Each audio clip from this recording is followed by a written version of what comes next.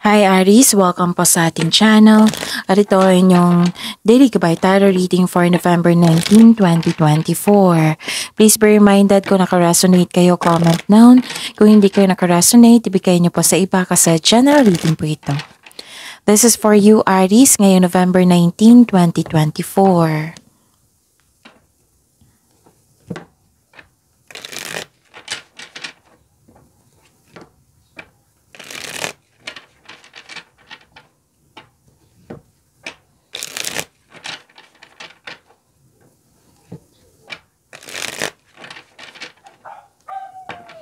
Para po ito sa inyo Aries ngayong November 19, 2024.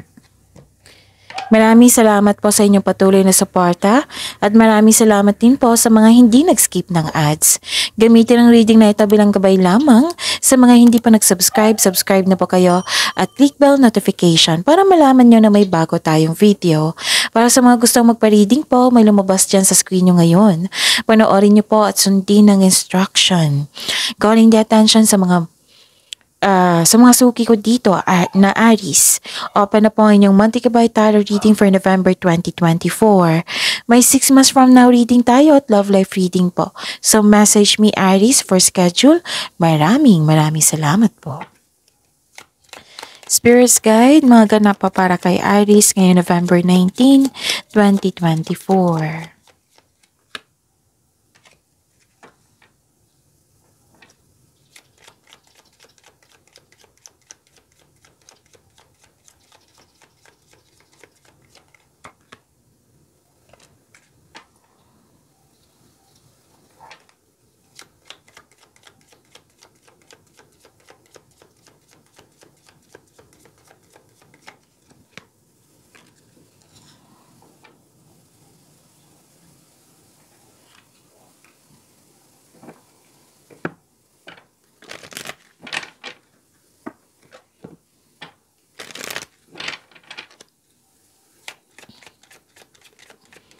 Spirits Guide.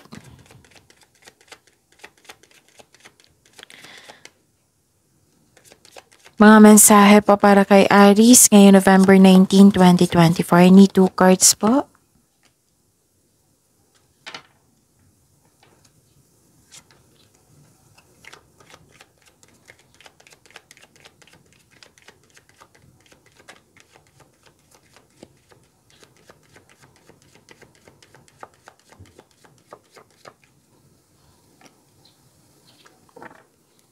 Okay.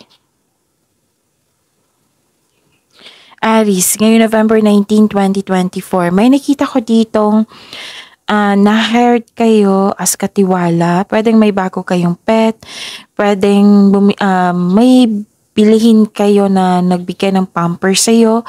Tapos may nakita ko ditong bagong kaibigan. Bagong kasama na mag-aanang loob mo sa kanya. Pwede din kasama mo yung favorite person mo ngayon na nagbigay ng suporta sa'yo. Nakita ko rin dito na may yung nabibigatan ka kasi you felt guilty, you felt sorry, may i-sacrifice. Pwedeng pwedeng gagawa kayo ng desisyon pero nabibigatan ka. Kasi yun nga, you felt sorry, you felt guilt, ganun. Nabibigatan ka sa paggawa ng desisyon, sa pag-move forward, pwedeng ganun. Nakikita ko rin dito concern sa cut-off of connection sa isang tao, loss of connection sa isang tao. Okay? And wow, may harvesting dito. Harvest po, harvesting. Pwedeng literal na harvest, pwede din na may sweldo, pwede din binayaran kayo ng inyong binigyan na serbisyo. Pwedeng may dumating na opportunity na makapagbigay sa iyo ng financial growth. Yun. And trust there's a divine plan sa mga pangyayaring, sa mga ganap ngayon. May divine plan yan. Wow. Ang ganda nito Aries, rainbow blessings. Okay? Kita ba? Lapit ko ha. Rainbow blessings. Blessings are showering your life. Claim nyo ha? Ang ganda. Spirits Guide, ano pa yung energy ni Aries ngayong November 19, 2024?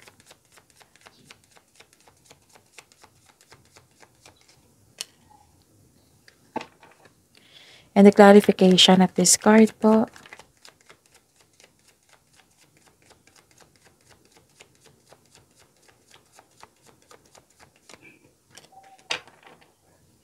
Remember, Aries, at the end of the day, alam mo na ikaw lang taong may kakayahan at responsable na gumawa ng sarili mong katotohanan at kinabukasan. So, ano yung energy ni Aries?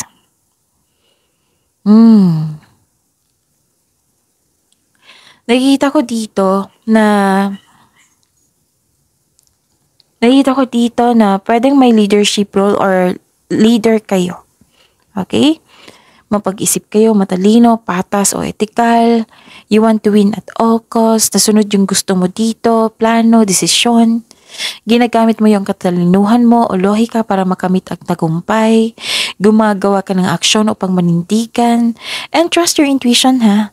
Okay? Trust your intuition. Magtiwala din sa inyong boses. Okay? May good news na parating dito. Okay? May good news na parating. May mabuting balita din sa mga legal na usapin. Okay? So, yun. Ano pa? Pasensya na po sa ingay, ha. Maingay po yung aso namin. May dumaan siguro na aso. Oo. So, yun. Wow, this is long-term abundance or steady progress. Ang ganda nito. Ang ganda ng dalawang card dito. Ang ganda. Oo. Aries. Mag-build po daw kayo ng konkretong plano para maiwasan yung pagka-burnout. Oo. Kasi marami kayong gawain ngayon eh. Para magkaroon ng konkretong plano para magtagumpay ito. Okay?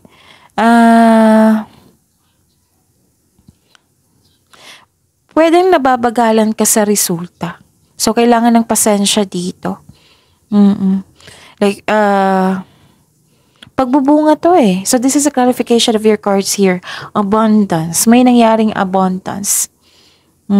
Continue to take steady action on your goals while remaining maging patient and realistic about your expectation. Okay? Okay, so yun. Long-term abundance. Ang ganda nito.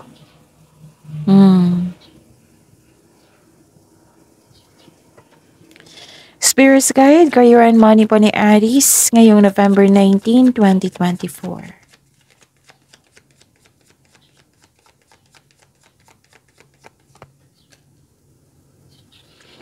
And the clarification of this card po.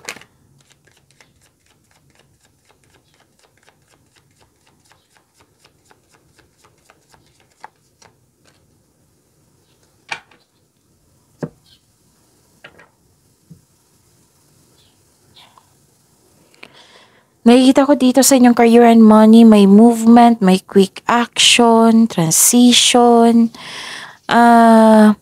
isa o maraming alok o idea ang darating sa iyo. Wow, ang blessings to ha.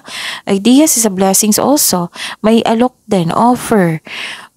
Ito yung sabi ko sa inyo na busy kayo ngayon, ngayong araw na ito. Busy kayo ngayon sa inyong trabaho.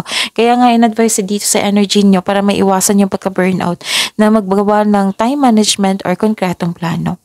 May parating na exciting new opportunities. Financial stability, nakikita ko dito, nagkaroon ng abundance. Tatlong card. Tatlong card na po, apat na card. 1, 2, 3, 4. Apat na card na nagsabi dito na nagkaroon ng abundance. Nagkaroon ng abundance sa kaperahan mo ngayon.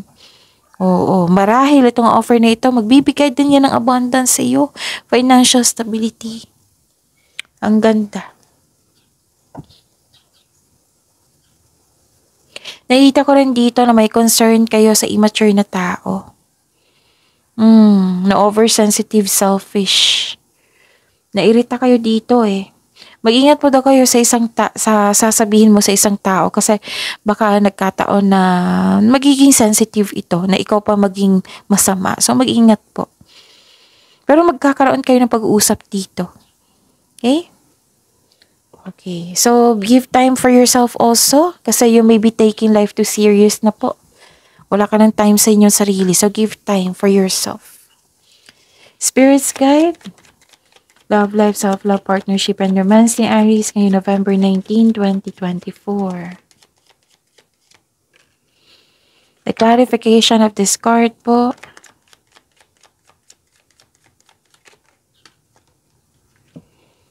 Okay, maraming salamat po sa patuloy na tiwala at suporta sa ating channel.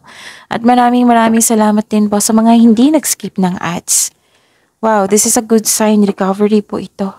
Nagkaroon ng freedom, malaya ka na sa toxic na tao o toxic place. Nagkaroon ng recovery, pwede din na nagkaroon ka ng overspending. Like for example overspending, addiction, obsession, or bad habits. Nalampasan na. Nagkaroon ng recovery. Pwedeng sa iyo to, pwedeng concern mo sa isang tao. Okay? At nakikita ko rin dito yung yun, time management ay kailangan kasi busy nga kayo. Masyado kang busy sa pag-aaral, trabaho, wala ka ng time na makilala yung bagong tao. So, maglaan ng maraming oras para sa pag-iibigan. Oo, ilan sa inyo, hindi ko kayo masisisi na focus kayo sa inyong career and money kasi some of you breadwinner, maraming umaasa sa inyo. Pwede din na may concern kayo sa isang tao, yung immature na tao na naging toxic, relying on you for emotional and financial support. Yun yung concern mo ngayon. So, yun. Pero don't worry kasi ma-overcome mo ito. Magkakaroon ng recovery po. So, pagyamanin yung blessings sa binigay sa inyo dito, Aries. See you tomorrow. Please like, subscribe, and click the button for notification para updated po kayo sa daily tarot reading natin. Maraming salamat po.